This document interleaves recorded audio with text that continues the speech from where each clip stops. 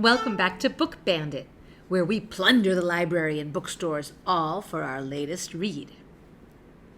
For the very first episode of Book Bandit, I chose The Yellow Wallpaper by Charlotte Perkins Gilman.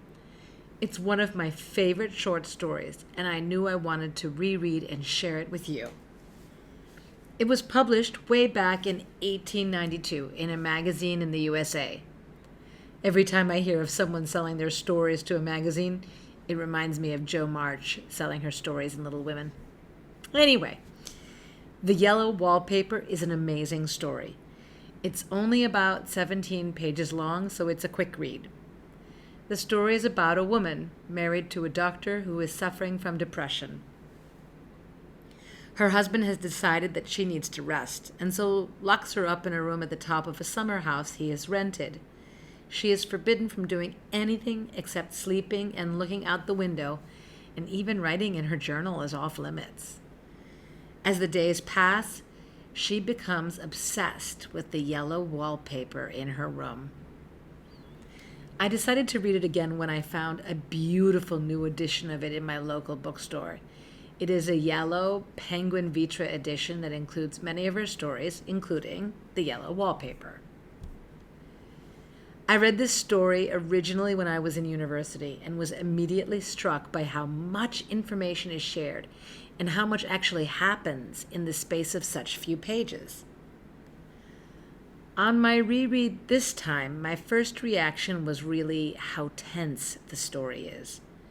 How every page of this very short story ratchets up the tension from a vague feeling of unease to frustration and finally to anxiety.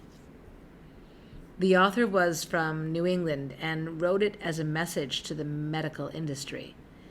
Evidently, she had suffered from postpartum depression, and as the medical industry was not very well educated about this condition, she had been prescribed absolutely the wrong treatment: bed rest.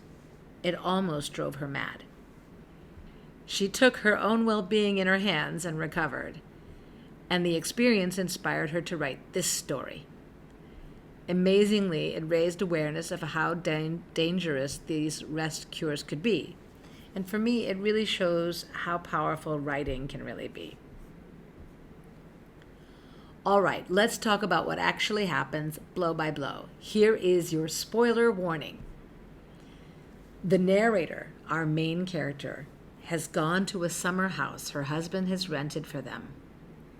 They sleep in the room at the top of the house, which is not her choice, but her husband insists. She would like to write or do some work, but she must rest. Her husband insists. The room itself, in contrast to the rest of the house, is ugly and covered in sickly yellow wallpaper that our narrator quite detests. She asks for it to be changed, but her husband dismisses her request and insists she live with it. She writes in her journal in secret, as her husband will be angry if he discovers her working. They are not alone in the house, but her husband's sister or the nanny, the baby, all of the characters are there only to make the narrator uncomfortable. It's strange how all of these characters, and most of them even have names, all of them seem untrustworthy and suspicious. Anyway, she writes over and over in her journal about the yellow wallpaper, describing the swirls of the designs, the discoloration, how it's starting to flake. Then she starts seeing a figure moving under the wallpaper. It's a woman who is trapped under the wallpaper. Finally, she starts ripping the wallpaper off the wall, and as her husband breaks into the locked room, she notes that he faints when he sees her creeping around the room. Good Lord, what does this all mean? When I first read it, I think I had about 30 different interpretations, as I think it's possible to understand the ending multiple different ways. My first theory, I thought she had hung herself, and that is why her husband had to break in, and why he fainted when he saw her. Also, I thought that her creeping back and forth over his body was actually a reference to her body swinging back and forth. I still quite like that idea, even though it would be hard for her to be writing her journal entry if she was dead. I think other people interpreted it that she just went completely mad, that she thought of herself as the woman under the wallpaper, and she was marking her territory now as a newly freed woman.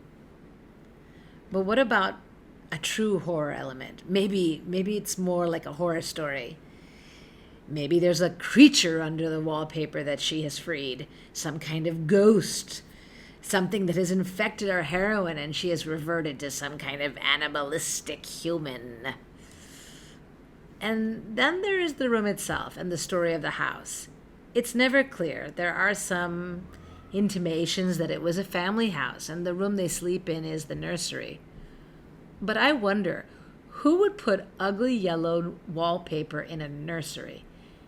And why would the bed be bolted down? I always imagined that was actually a kind of lunatic asylum and that this was one of the cells in the asylum.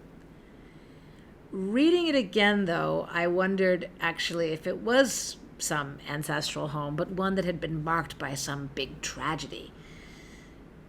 I wonder maybe if Charlotte Bronte's Madwoman in the Attic could have been locked up there. At least that's what it evokes for me. In the end, I think what I love about this story is that it is so powerful, so tense, and so open to interpretation. I give it the Book Bandit seal of approval. Now, I want to hear from you. What are your thoughts on the Yellow Wallpaper? Have you read this book? Do you agree with my take? What should I read next? Your recommendations are key, so don't be shy. Drop your opinions in the comments below and have a book-filled day.